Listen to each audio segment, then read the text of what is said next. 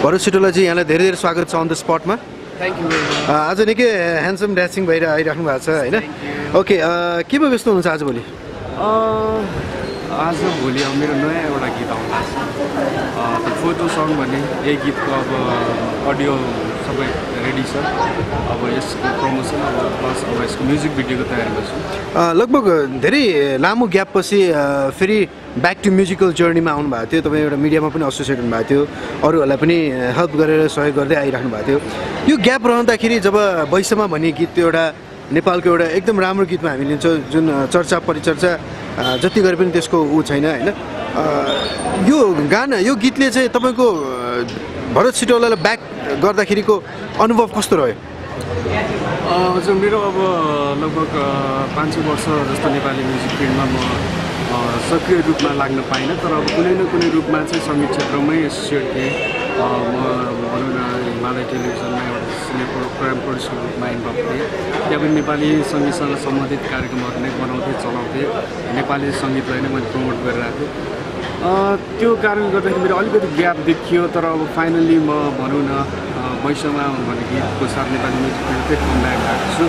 र वैसमाले चाहिँ जस मेरो भनौँ न एक खालको पहिला जति ग्याप भइरहेको थियो त्यसलाई चाहिँ फुलफिल गरे जस्तो लाग्छ। फेरि एकचोटि भरत सिटौला नेपाली सङ्गीत क्षेत्रमा भनौँ न थोरै भए पनि कमब्याक गरेको छु जस्तो लाग्छ। दर्शकहरूको रेस्पोन्स जुन हुन्छ नि, अब आजकल त सोसल साइट फेसबुकबाट पनि रेस्पोन्सहरू आइरहेको हुन्छ होइन? अब फोनहरूबाट भन्दा पनि त्यो सोसल साइटबाट नै भनिन्छ। भरत सिटौलाको जुन फरक, जुन यसपालिको जुन टोनल क्वालिटीको हेर्दाखेरि अलिक फरक लिएर आउनुभयो होइन? कहिले लाग्थ्यो कि यस्तो खालको गीत चल्ला नचल्ला भन्ने अलिकति डाउटहरू हुन्थ्यो कि हुनुहुन्थ्यो तपाईँलाई? पक्कै पनि हुन्थ्यो। मैले गीतहरू भनौँ न अब गीतहरू बनाइरहेको थिएँ, कस्तो गीत भनौँ न अलिकति एउटा केही न केही अलिकति फरक शैलीको होस् भन्ने मेरो चाहना थियो। किनभने एक हिसाबले त अब मेरो ग्याप पनि भइरहेको थियो, केही न केही अलिकति नयाँ खालको स्वादको एउटा गीत लिएर आउँदाखेरि श्रोताहरूले चाँडै मन पराउनुहुन्छ भन्ने खालको एउटा कन्सेप्टमा म काम गरिरहेको थिएँ। तर भनौँ न गीतहरू बनाइरहेको थिएँ, मलाई एउटा कन्फिडेन्ट भइरहेको थिएन कि अब कतिवटा गीतहरू बनाउँथेँ, रेकर्ड गर्थेँ, तर पछि आफै सुन्दाखेरि एभरेज मात्रै लागिरहेको हुन्थ्यो। तर जब वैसमा कम्पोज भयो त्यसपछि चाहिँ भनौँ न यसमा चाहिँ केही न केही एउटा स्वाद छ, केही न केहीले चाहिँ मलाई केही न केही रूपमा नेपाली सङ्गीतमा फेरि एकचोटि फर्काउन सक्छ भन्ने होपका साथ मैले गरेको थिएँ। र फाइनली चाहिँ भनौँ न यो गीतले चाहिँ मेरो सङ्गीत जीवनलाई एउटा नयाँ आयाम दिएको छ। फेरि नेपाली सङ्गीत क्षेत्रमा सक्रिय हुनको लागि एउटा भनौँ न मलाई आफैलाई एउटा मोटिभेसन भएको छ। जस्तै अहिले फेरि पनि तपाईँले नयाँ प्रोजेक्टमा लिएर आउँदै हुनुहुन्छ होइन? पक्कै पनि यो अलि फरक, किनकि अहिले हामी हेर्दाखेरि गीतको ट्रेन्डहरू धेरै फरक भइराखेको छ होइन? अब एकदम पेपी नम्बर्सहरू, अलिकति फनी नम्बर्सहरू, अब लिरिकल्ली पनि डिफ्रेन्ट आइरहेछ। यस्तो खालको गीतले चाहिँ नेपाली साङ्गीतिक क्षेत्रलाई कुन अवस्थामा पुर्याउँछ?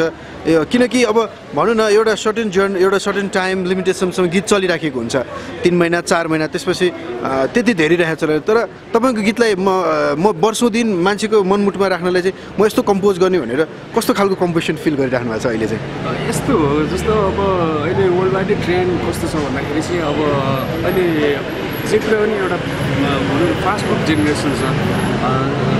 गीत सङ्गीत पनि त्यही हो भनौँ न। अहिले मान्छेलाई एउटा गीत 3 महिना 4 महिना 6 महिना भन्दा त्यो गीतको एउटा आयु रहन्न अहिले, किनभने अब हरेक कुराहरू मान्छेले भनौँ न अब चाँडै अपडेटेड हुने जमाना छ अहिले। मैले यो सोध्नु कारण के थियो भने विशेष गरी तपाईँ एउटा मिडिया पर्सनालिटी भएर पनि काम गरेको हुनाले चाहिँ गीत सङ्गीतलाई कसरी हेरिराख्नु भएको छ? किनकि धेरै कम मात्रामा राम्रो गीतहरू आउँछ होइन? तर त्यो माझमा पनि अब तपाईँ पनि अब किनभने तपाईँ आज पहिलेदेखि नै सिङ्गिङ लाइनमा हुनुहुन्छ, निकै सिनियर आर्टिस्ट हुनुहुन्छ होइन? त्यो भएको हुनाले चाहिँ यस्तो ट्रेन्डलाई फलो गर्न आवश्यक छ कि छैन? ट्रेन्डलाई फलो गर्न आवश्यक छ, तर पनि त्यसमा पनि आफ्नो एउटा नयाँ पहिचान होस्, त्यसमा आफ्नो एउटा नयाँ शैली होस् होइन? अब अहिले भनौँ न एउटा ट्रेन्ड चलाएको छ भने त्यो ट्रेन्डलाई भनौँ न एकदम ब्लाइन्डली त्यसलाई फलो गर्नुपर्छ भन्ने चाहिँ छैन। किनभने केही न केही त्यसमा पनि आफ्नो केही एउटा नयाँ धार पक्रेर गर्न सक्दाखेरि चाहिँ अहिले हुनसक्छ श्रोताहरूले, दर्शकहरूले मन पराउन सक्नुहुन्छ। तर त्यो भन्दैमा चाहिँ अब अर्कोले यो खालको गरिरहेछ, अब त्यही खालको मैले गर्छु भनेर चाहिँ लाग्नुहुन्न। किनभने आफ्नो एउटा न एउटा केही न केही एउटा अलग धार पक्रेर गऱ्यो भने चाहिँ अहिले श्रोता दर्शकहरूले मन पराउनुहुन्छ जस्तो लाग्छ र अलग गर्ने दाउमा चाहिँ थुप्रै अलिकति भनौँ न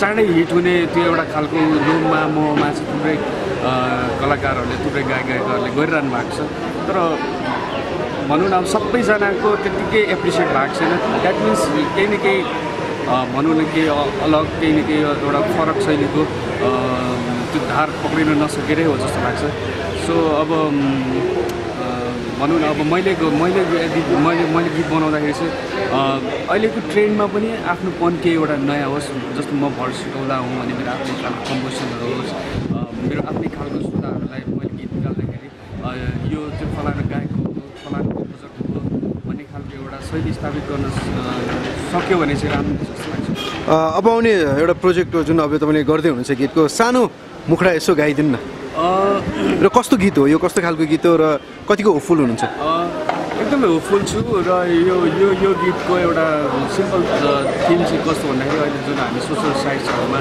हामी धेरै इङ्गेज छौँ यसमै हाम्रो भनौँ न माया प्रेम साटासाट हुन्छ यसलाई नै एउटा थिम बनाएर मैले एउटा गीत बनाएको छु द फोटो सङ भन्ने यसको टाइटल राखेको छु र गीतको चाहिँ अब अलिकति फोक ट्युनिङमै छ यो गीत जस्तो यसको अलिकति 2 लाइन म सुनाउँछु फोटो त राम्रै हो हेर्दा मानिको त्यही फोटो हेर्नाले यो ज्यानलाई हानि भयो त्यही फोटो हेर्नाले यो ज्यानलाई हानि भयो okay all the best Bharat Shrilaji यहाँको म्युजिकल अझै सक्सेस होस् I hope you'll rock the world thank you thank you so much